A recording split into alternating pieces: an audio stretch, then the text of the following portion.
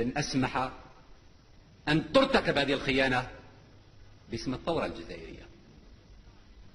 الكلام قلت المختار ممثل ملك المغرب، الآن قلت له في بشار لأنه هو تكلم كثير على بشار، قلت له يا مختار هاو التاريخ،